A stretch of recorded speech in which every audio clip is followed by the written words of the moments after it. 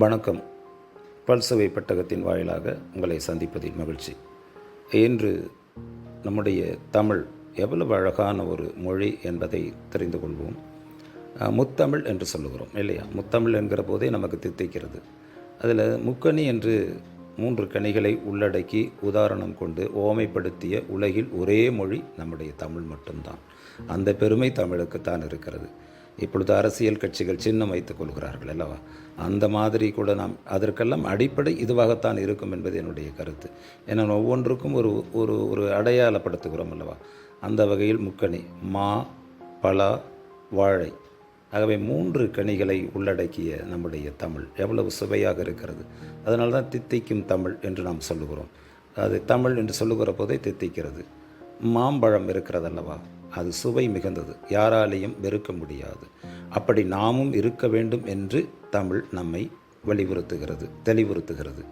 மாம்பழம் போன்ற ஒரு சுவையோடு மற்றவர்களுக்கு நீங்கள் இருக்க வேண்டும், இனிப்பாக இருக்க வேண்டும் என்பதை காட்டுகிறது. பலா, அது அந்த பழங்கள் எல்லாம் ஒட்டி இருக்கும். நான் ஒரு சேனலில் கூட ஒருவர் பேசியதை கேட்டிருக்கிறேன்.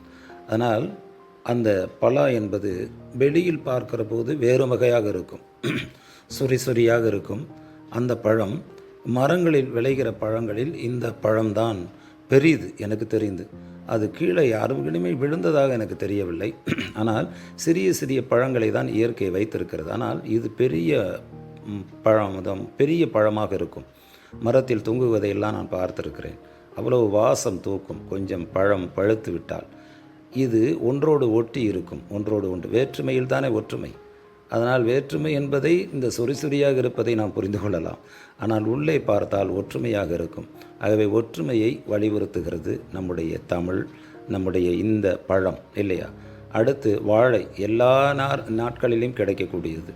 வாழை மிகப்பெரிய ஆற்றல் வாய்ந்தது, சுவையானது. அது மட்டுமல்ல, அந்த வாழை மரம் இருக்கிறது, வாழையடி வாழையாக வாழ வேண்டும் என்று நாம் வாழ்த்துவோம். அதனால தான் இந்த கனியை 3வது இடத்தில் தமிழ் வைத்திருக்கிறது. வாழை மரம், அதில் ஒவ்வொன்றும் நமக்கு பயனுள்ளது. கிழங்காகட்டும், நாராகட்டும், இலையாகட்டும் இல்லையா? அந்த மரத்தினுடைய தண்டு எல்லாமே பயனுள்ளது. அதனால தான் அந்த வாழை பழத்தை நமக்கு 3வது கனியாக வைத்திருக்கிறது. எவ்வளவு இன்பமாக இருக்கிறது, நினைத்து பாருங்கள். தமிழ் அவ்வளவு அழகானது. ஆகவே முத்தமிழ் என்று சொன்னாலே நமக்கு தித்திக்கிறது. ஆகவே முத்தமிழை ரசியுங்கள். வாழ்க்கையில் தமிழில் பேசுங்கள், தாய்மொழியில் பேசுங்கள்.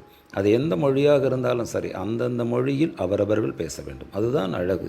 அதனால் தமிழை நாம் நினைக்கிற போது, ஒவ்வொன்றையும் நாம் ஆய்வு செய்கிற போது ஒரு அழகு கிடைக்கும், ஆழமான கருத்து நமக்கு கிடைக்கும். இந்த அழகு தமிழை நேசிப்போம், எப்போதும் தமிழை பேசுவோம்.